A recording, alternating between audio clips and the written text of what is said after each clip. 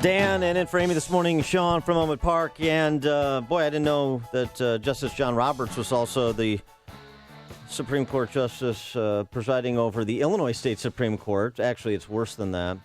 In a 4-3 opinion yesterday, the Illinois Supreme Court blocked the redistricting reform amendment from appearing on the November ballot. The 4-3 opinion, and by the way, 4-3 is the makeup of the state Supreme Court, 4 Democrats, 3 Republicans. The 4-3 majority opinion was written by Democrat Justice Thomas Kilbride, and it was decided on party lines. I just want to make a point about Thomas Kilbride before we get into the substance of the issue. Kilbride was up for retention in 2010. Supreme Court terms are 10 years in Illinois. He was endorsed by Jim Thompson. Jim Edgar, former Republican governor, refused to get involved. This is a Democrat sitting Supreme Court justice. He made a deal with Edgar refused to get involved because of a deal he made with Ann Burke, who's another Supreme Court justice, wife of Ed Burke, Democrat.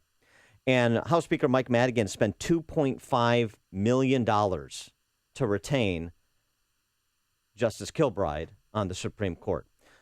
So I just want you to factor that in terms of informing Kilbride's opinion, since it was Madigan's attorneys that brought the challenge to the ballot initiative. And I know Kilbride, very much like Hillary Clinton, would never let anything influence his jurisprudence. But I just thought those background facts were somewhat interesting. Bob Thomas, not just a great kicker for the Bears, also Supreme Court justice and a pretty good one, wrote the dissent, writing, among other things, the Illinois Constitution is meant to prevent tyranny, not enshrine it. Concluding in his dissent, today a muzzle has been placed on the people of this state and their voices supplanted with judicial fiat. The whimper you hear is democracy stifled. I join that muted chorus of dissent. For more on this, we're now joined by Dennis Fitzsimons, he of the Independent Map Initiative. Dennis, thanks for joining us. Appreciate it. Good morning, Dan. Yeah, thanks for having me on. And so your reaction to the decision and, in particular, perhaps to Justice Thomas's dissent? Well, you hit it on the head. This was a deeply divided court. It was 4-3, and, but the real losers here are the voters of Illinois who don't get a chance to vote on this amendment in November. And clearly, all the polling showed, and certainly all the focus groups that we've done showed that people wanted an opportunity to vote on this. Why is this issue so important, this redistricting reform, which is somewhat of an esoteric issue? Why is it important for our democracy, as Bob Thomas said? Why are people so interested to weigh in on this? Well, it's really important because right now, the way the maps are drawn, more than 60% of the state legislative races are uncontested, only one candidate. So people clearly are not happy with what's going on in Illinois these days, but then they go to the polls and they only have one candidate to vote for. So it's really created a lot of cynicism among the electorate. Turnout is low. People don't think their votes count.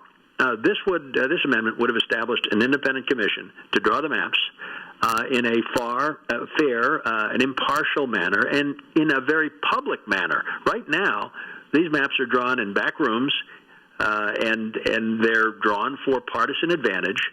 And the result is legislators are more beholden to the leaders of their party as opposed to the constituents in their district.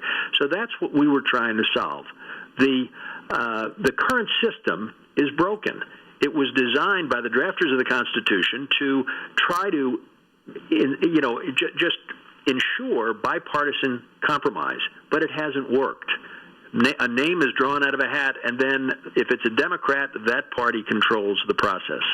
And in 2011, they did such a good job, it happens every 10 years, in 2001, that the Democrats had supermajorities in both parties, plus the governorship, so they were able to, through the legislature, pass the map, and there was no veto. So it's a system that either side would try to manipulate if they could. Right now it just happens to be the Democrats, and they've raised map drawing to an art form. Well, Dennis, I have a question for you. I'm a victim of this. I live in a district where my little area, my neighborhood is nipped out, and Luis Gutierrez is my representative, the leader of the Puerto Rican Socialist Party. So what's the next step? What else can be done? Obviously now law is being used to protect the corrupt, not us against the corrupted. So what do we do now? Well, so this decision just came out around 6 o'clock last night. Our lawyers have had a chance to review it. Our board of directors will discuss this and determine if it makes sense to petition for rehearing to still try to get on this amendment. When you read the majority opinion written by Justice Kilbride, as you said, and then the dissenting opinion by Judge Carmeier, in addition to Judge Thomas's dissenting opinion that you covered, you think you're in two different universes. So we just need to look at this, determine if there is a shot, and if it's worth it to go forward on this quest, because we've had thousands of volunteers that have gone out and gathered 563,000 petition signatures, a lot of expense, a lot of legal expense, and we don't even know who's financing the other side of this court battle. The People's Map, the alleged plaintiffs in this matter, have not released one contribution or one expenditure. So I guess you have to draw your own conclusions where the financing is coming from. He is Dennis Fitzsimmons of the... It's Fitzsimons, Dan.